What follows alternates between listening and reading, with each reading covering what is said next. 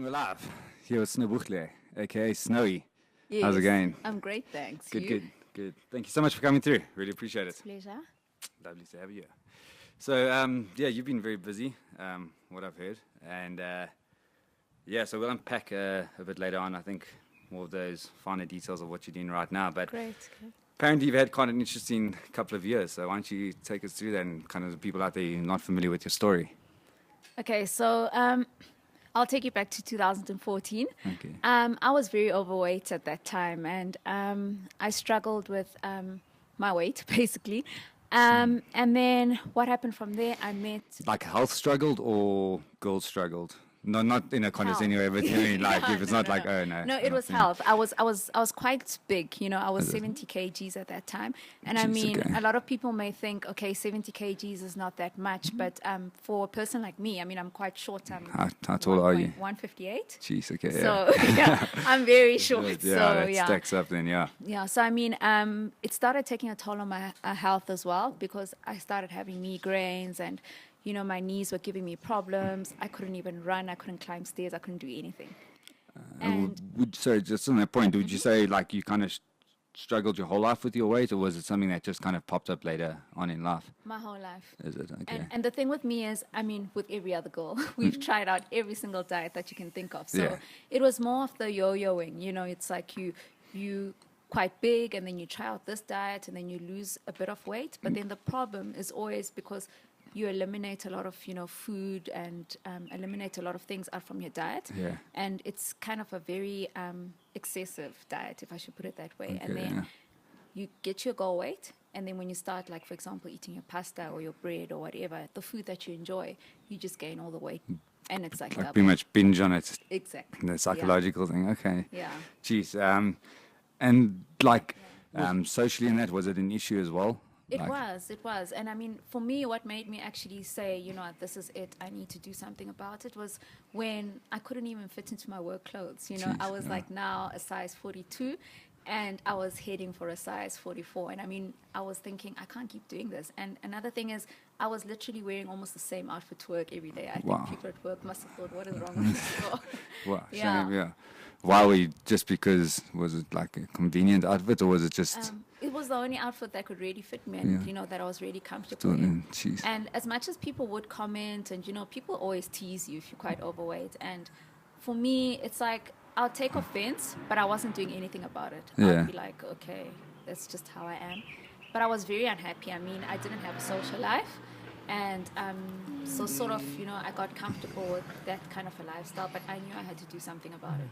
So what was that like actual crux moment? Do you remember that actual moment, or was it like more of a slow burn? I think people always look for that kind of Hollywood moment where it's like boom, like all of a sudden you just decided. You know what? I had so many of those moments. I can tell you the one. I went to Jamaica, Miami, and I Nice. remember that holiday. I was so miserable because Wow. I mean, it's like beach locations, and I'd go to the beach, and you'll see from some of the pictures, and I couldn't even wear a bikini. I mean, I'd wear one, but why am I doing this? Why am I going through this? I'm on holiday. I'm supposed to be enjoying myself, but I'm more concerned about how I'm looking. So was it something you decided on holiday, or was it as you landed back Joburg, things kind of changed? Or Sort of as I landed back. Yeah. Yeah. And then I thought, you know what, I need to do something about it. But then I kept procrastinating, just like, what everyone else does. Yeah. And then what I then did, in fact, now I'm remembering, I then went on this diet. Okay. It's called Slender Wonder. But it's like so extreme. I mean, I'm even too embarrassed to say what, but you basically had to inject yourself with leptin. What? And it's nothing harmful or anything, but then it's just a way of suppressing your appetite, and you could only eat at certain times, and you could only eat certain food. And you had administered this injection yourself? Yeah. First, I had to go to a doctor, because you do have to go to a certified doctor, Wow. and they do inject you, and they give you like vitamin B and all of that. I mean, just to give you the energy. Yeah. Because think you're not taking carbohydrates and all that stuff, so you need the energy, and that would like sort of keep you going. Jeez. And then I'd have to inject myself with leptin. Leptin is sort of like, What is that? Yeah. they say it's sort of like a fluid. It's sort of like it keeps you going. Hold on, they say, so you didn't do the research. I did. Okay, I yeah. did, yeah. And it keeps you going for, a long period of time. So without having to eat, and it sort of programs your body, gets your metabolism going, but Okay. it programs your body to eat at certain times. So, you eat your breakfast, you eat your lunch, and you eat your dinner. Okay. And it was so intense. I mean, I lost a lot of weight. Like, Wow. I'm talking per week, I'd be losing about 3 kgs. And probably even 4. But, because if you're a person who's quite desperate, and it's sad because, you'll hear, later on as we speak, people become so desperate and they just want to take shortcuts and they want to take the best method, that's going to help you lose a lot of weight, over a short space of time. So for me, it was like, wow, I'm going to do this. And I mean, I lost a lot of weight. That sounds serious figures. Yeah. I mean, 3-4 kilos. Was like any other side effects while you were going through this? Yeah. It was, I would get hungry at certain times. And the thing is, when I got hungry, because now my body was programmed to, like, for example, in the morning, I only had to take a shake. Okay. And it's not sustainable. Yeah. I mean, I had to take a shake. And then I had my lunch. And then my lunch was a protein and a vegetable. And Not then like 100 grams. Yeah, like 100, grams. like my steak was like this small. Yeah. And then, but the food was great. I must say the food was great because, I mean, they gave you a recipe book and, you sort of followed the recipes and stuff. Yeah. And then my dinner, same thing. I had no carbs. Dinner was like maybe fish and, a salad or whatever. So, but the thing is, my body was so programmed to eat at certain times. So it's like at 1 o'clock I had to eat. If I didn't eat, I'd literally start shaking. I would go crazy. So I guess those were the side effects. And also the fact that, I mean, I was starving myself. I wasn't eating anything. So, so I lost a lot of weight. And then I eventually did at that time, I started off at 66 kgs. Okay. And then I lost. And then when I got to my goal weight, I was 54. Wow. And that happened in like a space of about 2 months. That's scary. It's very scary. Yeah, That's very scary. It is. And I mean, when I did get to that goal weight, I mean, I was like, wow, I look great, I feel great, but did now, you feel great? Like, besides the whole psychological effect, I mean, did you have a lot of energy at that stage where you? No. I mean, I couldn't even exercise. They actually tell you not to exercise because, I mean, you'll pass out if you're like at the gym trying to work out and So I mean, I wasn't exercising at all. But like as you're saying, I think it was more psychological because I felt like, wow, I'm looking all skinny, I'm looking great, and this is it. But the one thing that worried me was the fact that because I had eliminated a lot of food from my diet, I knew that what happens now, if I start eating and introducing all the other meals, what's going to happen? Because I knew I was going to pick up the weight. So it wasn't sustainable. It was It basically wasn't. drops you down to that weight and then leaves you there. I mean, it's. I mean, you can't pretty much. It's not sustainable to even carry on that diet. I mean, you couldn't keep losing that amount of weight. Yeah, so it was insane. Yeah, that's quite a catch-22 then. Yeah. Wow. Yeah. Jeez. So then obviously we were back to square one again after Yeah. that. How long did it take to get back So there? I was back. It actually took me about a month. Wow. Or in fact, about a month, 2 months. Yeah. And that's when I gained all the weight back. Yeah. Geez. And it even went, I mean, like as I said, I started off, I was 66, and then it went all the way up to 70. Wow. That's how much I gained. Wow. That's how much I gained, yeah. Because now I was eating all the food and I mean, with me, I love cooking. I really, really love cooking. And I hate restrictive diets. I mean, I hate when I can't eat this and I can't eat that. I can't eat my homemade pizza, I can't go out and eat with friends. Now I have to worry about, oh God, what am I going to eat? Now I must eat a salad. And I hate salad. I mean, I don't eat that, That's, people enjoy salad. It's not food. Yeah. Even for vegetarians and vegans like Tinder here, you get a bit offended sometimes when I offer him a salad. Yeah, I can have I can eat, vegan stuff, but not every day. I mean, I like my meat as well. So, yeah. Jeez. So then you're back up to it after the holiday. Back to square one. Yeah, lost all the weight, put all the weight back on. Yeah. How far was this now after your holiday, would you say? So this was now in March. Okay. I've got so many funny experiences. So in March, then I decided, no, you know what? 70 kgs, this is really ridiculous. I need to start losing this weight. And then I had a friend. She was also quite overweight. And then she said, we both decided we're going to start losing weight together. We're going to start walking. We're going to start hiking, And then we started. But then at that time, I mean, my diet, I was pretty much eating everything, but trying to sort of control it. limiting my portions and, stuff like that. And then, we started the occasional walk. Like weekends, for example, we would walk like 12 kilometers. Wow. Or Just around your 10. neighborhood? Or? Yeah, just around the neighborhood. So we'd like sort of walk from like North Riding all the way up to Sandton even.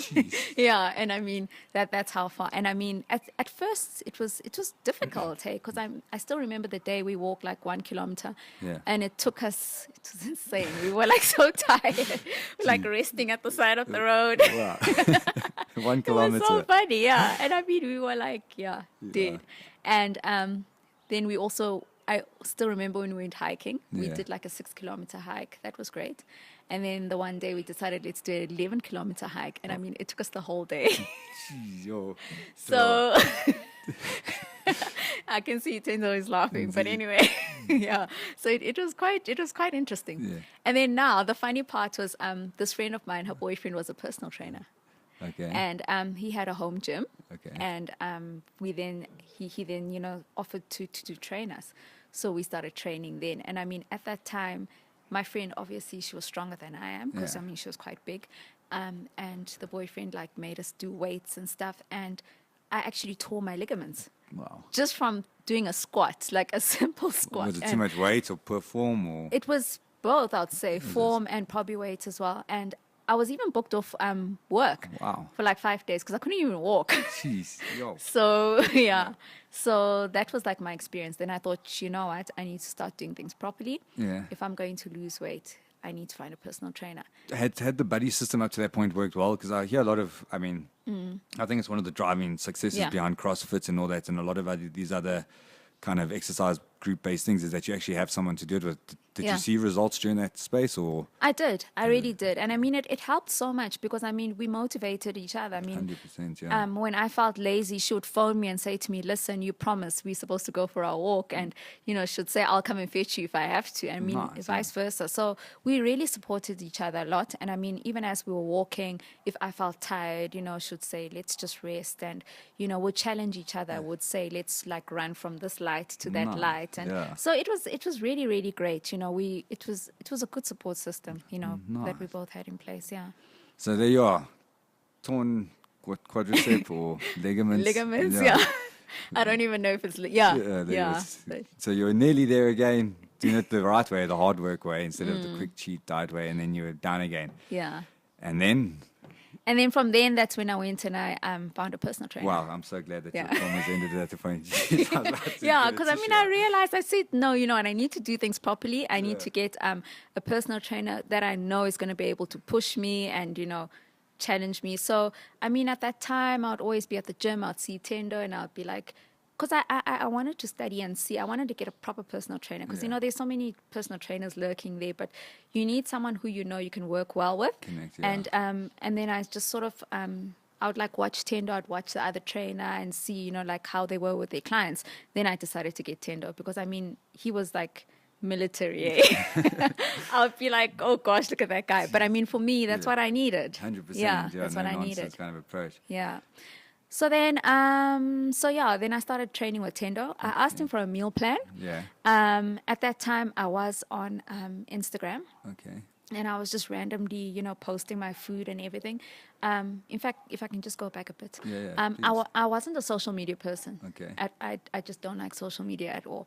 And then a friend of mine encouraged me to, just join Instagram. And she said to me, just for you to keep yourself accountable and also just to post, all the food that you make, just do it for fun. Okay, yeah. And then I thought, okay, let me just do it, whatever, I'll just do it. So at that time when I met Tendo, I mean, my following had grown quite a bit because of the food that, the type of food that I'll post. And then I said to Tendo, can I have a meal plan? And then Tendo, after he looked at my Instagram account, he was like, I don't think I should give you a meal plan because it's going to be boring.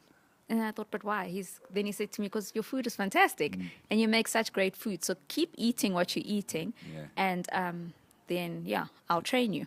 Nice. And that's basically... So you weren't eating the boring old brown rice and chicken breast kind of thing? Which I mean, my food was like, it was absolutely amazing. I mean, I'm going to send you some of the pictures of the... Definitely. Yeah. Conversation and it's mainly food that you can eat, with your family, but it's calorie based. Okay. So that's how I was able to know, how much I should eat, the portions, because I'd done quite a lot of research on that as well. Okay, nice. Yeah. I mean, getting back when you started training properly in that, would you say it was more? Because in my experience, what I find with a lot of people is, like you say, it's like this binge kind of thing. They go for something for 2 weeks, they hope for the world's best results, and they carry on. Did you find that it was more of like a lifestyle shift and like a instead of doing this to look good, you were doing it to be healthy? Do you think that kind of played into it, which made it a lot more sustainable? Yeah, it was a lifestyle change. Because, I mean, now I had to know that I can't eat McDonald's anymore, and I can't eat KFC anymore because it's not healthy, and we all know what the effects are. 100%. And for example, but I can eat other takeouts. Like for example, I can have my Nando's because it's grilled. Yeah. I can still go out with friends and still eat, like for example, a wrap. I can have steak and I can have steak and a salad. Just making like smart decisions. Yes, yeah. So for me, it pretty much was a lifestyle change, but the nice thing was I was still able to eat what I wanted to eat. Yeah. Yeah. Jeez, okay, nice. I mean, and now to this day, I mean, you haven't kind of, how have you sustained it? How long you've been kind of going at your I would current say kind because from the time that I lost weight, sort of November of 2014, that's where I sort of, got to my goal weight, and I've been able to sustain it till then. And I mean, I haven't changed my diet. I eat what I want to eat. In fact, now I think I eat even more. But yeah. Are you exercising a lot more, obviously, as well, to kind of burn it off, or at the beginning I was, but I mean, my business has become so demanding now. So I only exercise about 3 days a week. Okay. Or sometimes I'll squeeze in, just a home workout. So I'm not exercising that much, but my job is I'm pretty much active. I don't just sit there and Nice. Yeah. And your kind of gym routine at the moment, is it like cardio mainly, or what kind of? No, I don't do cardio at all. Nothing. Also because I mean I'm quite small. I mean, as you can see, I'll like literally fade away. So I do a lot of weights. Oh, nice. Yeah. It's not very common. I think most, not to generalize again, but like, you have to be careful what you say nowadays with all the social warrior justice people and that. But like women generally think when they think weight loss, they think cardio, and that's why I just think it's interesting. I don't think a lot of them think weight kind of, and like you say, I mean, it kind of develops a different body for you when you start doing weights instead of people think, I'm going to get huge muscles and all that stuff. But I mean, they don't have enough testosterone, women in their bodies, to develop that kind of muscle that they see in guys, obviously. So I think it's interesting. I think there should be far more education on that, the benefits of weight training for women, and not just kind of running themselves thin. Absolutely. Because I think you notice, I found with older women as well, or older ladies, is like when you lose a lot of weight like that so quickly as well in your face, it ages you a lot quicker. It does. So there's this happy balance, and I think weights really offer that kind of maintaining while still actually toning up and firming and that. So that's very interesting. Getting into the whole Twitter thing. So you say like you weren't really much of a social media person or anything like that, and then you kind of got convinced into it by a friend in that. How's the experience been for you? Is it like, because as somebody who's not on social media at all, as I mentioned earlier, is it like having a whole group of different friends? I mean, how serious do you take the people on there? Do they play a major role in your life, would you say? And do you see any of them outside of the Twitter world? I have seen quite a couple. But if I can tell you my experience, I would say now it's fantastic because it's got me to where I am right now. Okay. Because, at the beginning, I was just innocently posting stuff, posting my food. And I made quite a lot of friends because at that time I had quite a lot of followers from overseas as well. Okay. Made a lot of friends and, we would swap recipes. At that time I was, sharing my recipes. And it was really, really nice. And, every time, like if I lost weight, I would always record that and, put that on social media and say I lost 1 kg and, sort of so many people would comment and say, well done, keep going. And, but then how it then changed is I started realizing people had been watching my journey from the beginning, and a lot of people that were struggling started asking me for help. Nice. People started sending me private messages on Instagram saying, listen, I really want to lose weight. Please help me. Nice. I mean, that's a powerful position to be in. It is. Yeah, it is. Geez. Yeah. And did you feel like a responsibility that you had to kind of give something back? Or, I mean, a lot of people would say, I don't really owe anyone anything. But Exactly. That's, have you been active in that? Yeah. Wow. I mean, generally, I'm a person who just likes helping people. So, I mean, at that stage, I was just innocently helping, the random friend or just someone and saying, eat this, eat that. I mean, I even had a website where I would like post a lot of my food and, whoever wanted to follow, and try out the meals could go ahead. And then my parents said to me, but what are you doing? You can't be just giving away advice. Why don't you make a business out of it? Nice. And it's strange because I even spoke to Tinder about it. And I was like, Tinder, I'm thinking about doing this, Maybe I should start giving meal plans and, helping people and, see how it goes. And then he was like, yeah, why not, And that's how it started. Nice. So you've been doing that now as a professional career. Nice. Started, I would say I started end of 2014. I was just sort of giving meal plans, but I didn't have that much of a client base. I had only about 2 clients, 4 clients here and there. And then when it got to beginning of 2016, it started getting out of hand. Wow. I just had so many clients. It was incredible. Wow. And I mean, do word of mouth results and all that stuff, would you say? Yeah. Wow. Because I mean, I started posting my clients' transformation pictures, and I'd put them up there, and a lot of people were like, "Oh my gosh, I want to sign up with you." They'd send me emails, and I just had my email address there, and what started off as a hobby became a business. Wow. And I mean, I would meet with some of my clients, and I mean, some of them were not even in South Africa. I had like clients in the States. I had clients in really amazing. I had clients in Australia. I had clients in the UK, and I mean, people would be like, "Listen, we want to lose weight. We see your food is great. It's sustainable. We see your clients' results as well. Can you help us?" And like as I said, it started getting out of hand because when I was at work, and I mean, my ex-boss will probably hear this one day, but I had to end up like booking boardrooms and sitting there and doing meal plans, and I would have so many clients to do. I'm knowing that, gosh, I've got a meeting like in an hour's time. That's and now really skillful. That was resourceful. Yeah. I like that. Wow. And like having to meet up with people. People would be like, we want to meet with you. Can we? It just started getting so busy. I had no weekends because now it's in between my training, in between my life, and then in between having to, meet with clients as well. And a normal job.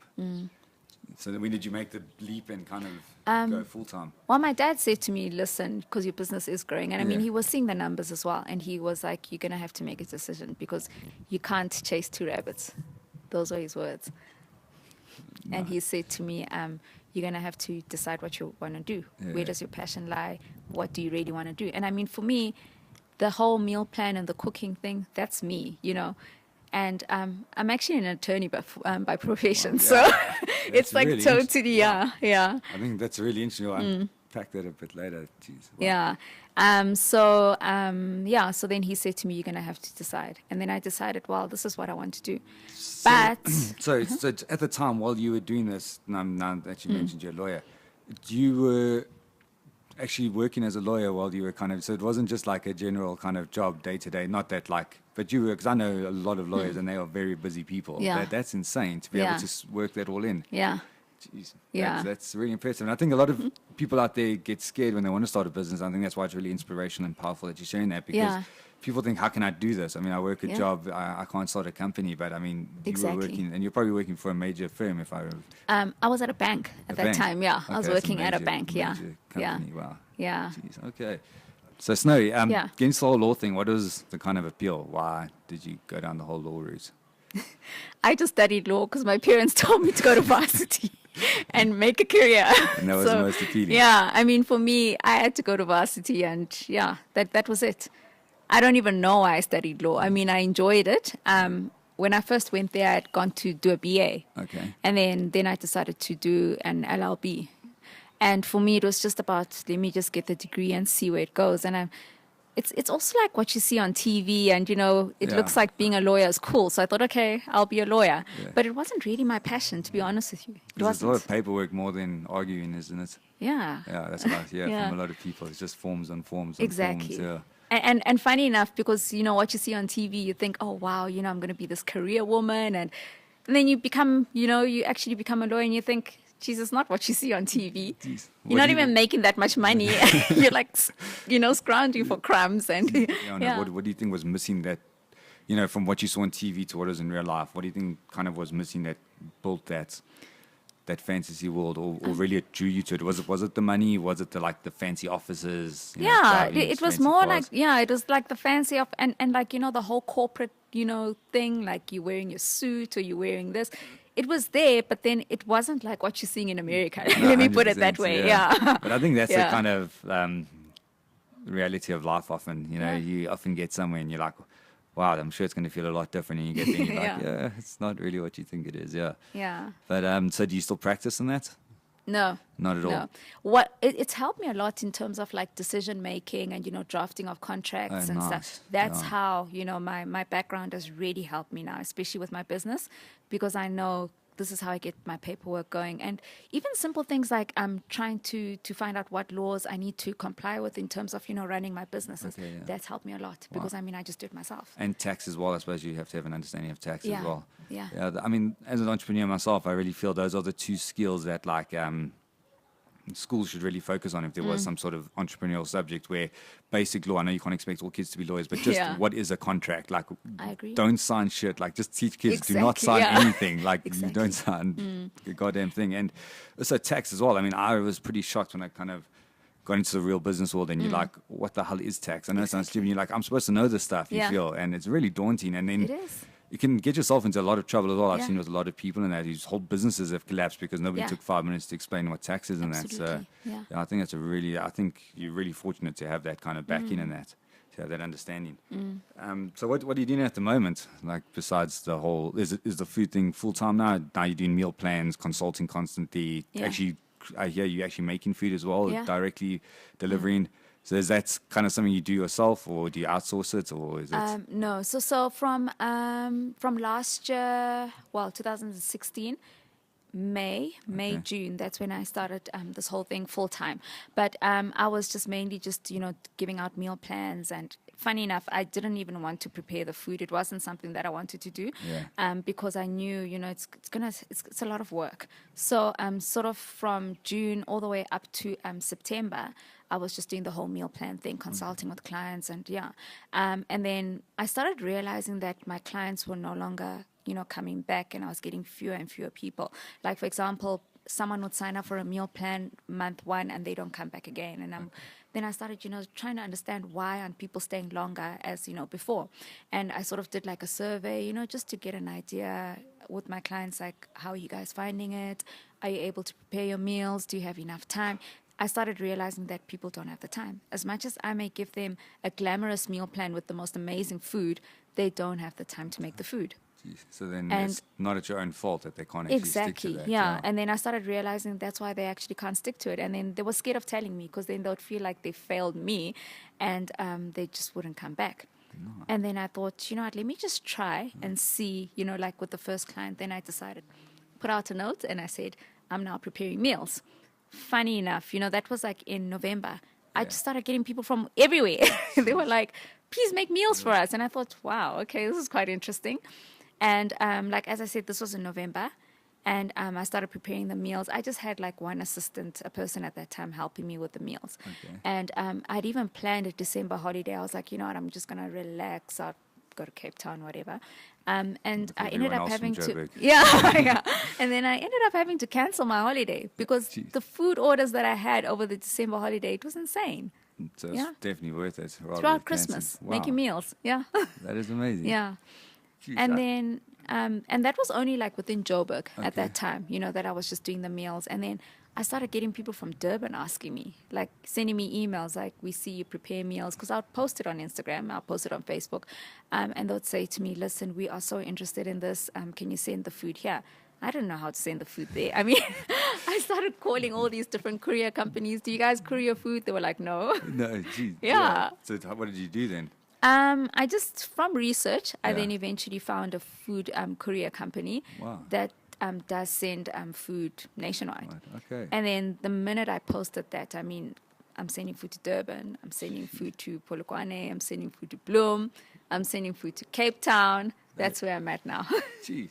Yeah. So to back it up a bit, something that really struck me there was first of all, like, who taught you to be an entrepreneur, or where did they come from? Because if your parents were pushing you to be, because I think sometimes it's something that you subconsciously learn through life. It's just little things that you pick up along the way, like where do you think you kind of got your skills in that? Because Yeah. I think it's amazing the fact that most people that you got that far and then Yeah. you hit a Hitler block, you were smart enough to realize that your customer base was in trouble, Yeah. and then you actually reacted and did Yeah. something, gathered data, Yeah. created the best way for. I mean, most people would have, besides starting the company, but actually the minute they hit that decline, they Yeah. would have just given up. Like, Absolutely. where Yeah. was that drive, and how did you teach yourself to be so like motivated and on that point? I think I get it from my parents. You know, funny enough is they wanted me to get the education, but now I'm starting to realize why. Because I mean, it's so different for someone who's gone to varsity and, you know, after that you start working. Yeah. The experience that you get from that, no one can teach you that kind of experience. It's like sort of something that you have to go through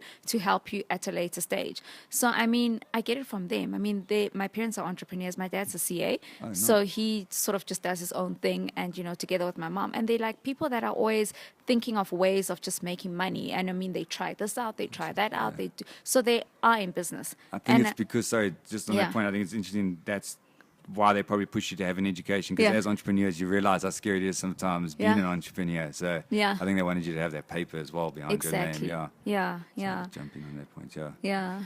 Jeez. So what's the future kind of looking like for you at the moment? Where do you kind of see your brand going and your company going in the next few years? So now I'm sort of, you know, working on the advertising because I want to sort of move away from only focusing on social media, you know, in terms of advertising. I mean, I should be getting out there more.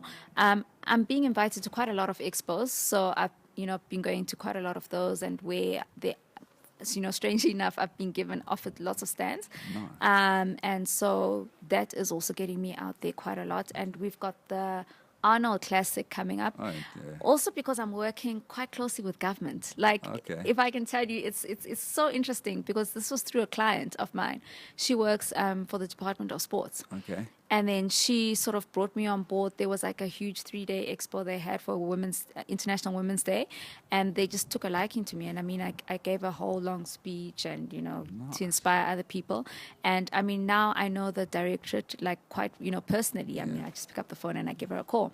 So because the Department of Sport was given quite a number of stands, you know, to go and exhibit at the Arnold Classic, they then offered me a stand as well. Brilliant. So like, that's the type of involvement I'm getting now. Through because networking and yeah, that, yeah.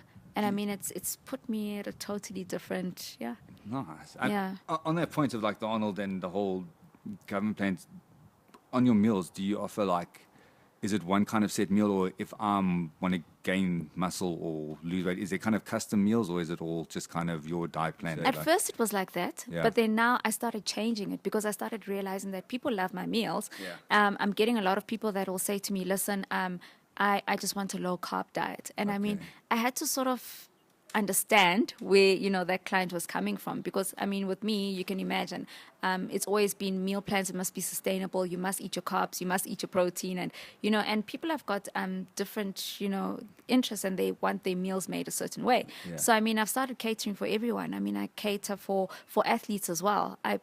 We prepare meals for professional boxers. Wow. So I've sort of just moved away from that, you know, that whole weight loss, and One basically cater for dimension. everyone. Yeah. Okay, nice. Now you're doing everything. And else. meals for kids as well, and sort of family meals, because you will get a family that will say, listen, can we just have meals? Yes, yeah. And I'll just make chicken or whatever, and, you know, yeah. Is it something that's like you set out for the week, so someone gets their food on the Monday and it's kind of everything for the week sorted, or is it like a daily drop-off thing, or how do you actually get the meals to your customers? It's mostly weekly or monthly. Okay.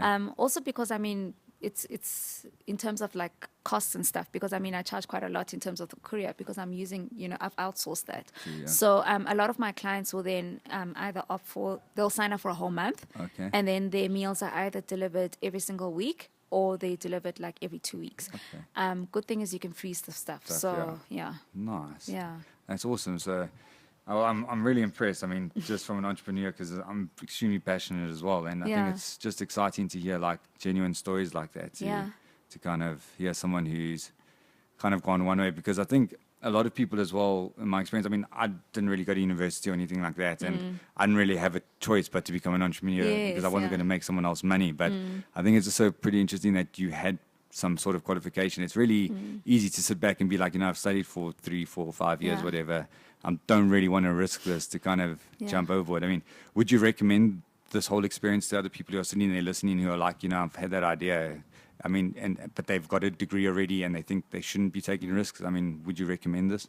I would recommend, but they must know why they're doing it. Because a lot of people think, okay, I'm an entrepreneur, I'm going to make a lot of money, and, this is the type of lifestyle that I'm going to have. But it's not as glamorous as it looks. It's a lot of work. You will get some months where you've got no clients. You'll get some weeks where nothing is coming in. So you have to have a good support structure in place, and you have to just know why you're doing it. If you're doing it for money, then it's not going to work, because, I mean, the passion has to be there. I think that's been the commonality between, like, if you look at Twitter, Facebook, I mean, all these kind of products have come over. WhatsApp's a great example as well. Like you say, it's all purpose over profit. I'm here to do a job. If I make money from it, great, but I'm here to serve something. And I mean, I think WhatsApp's the greatest version of that. I mean, I've never paid that 99 cents. I don't know if you've ever paid that 99 cents. No. I don't know anyone who has. But yet the service works great, and that's what it's kind of doing. So that's awesome to be driven. I think it's really important to be driven by passion, because, I mean, money does get tiresome after a while, and if that's your motivator, you're not going to be doing good deeds as well, I think. Because then you'll skimp. You'll be like, hey, why don't I use cheap ingredients or something like that as well? Nice. So then how do people get in contact with you and all that? So people can email me, info@bodyevolutionsa.com. Or they can send me, get me on Instagram, body evolution, and then _2 underscores. Or on Facebook, Body Evolution, and I'm on Facebook as well, Twitter as well, But it's been really great having you here. I've really enjoyed the conversation. I'm sure we'll be having you back soon for another great chat. Thank you for having me. And thanks to all the listeners and viewers out there. We'll catch you on the flip side.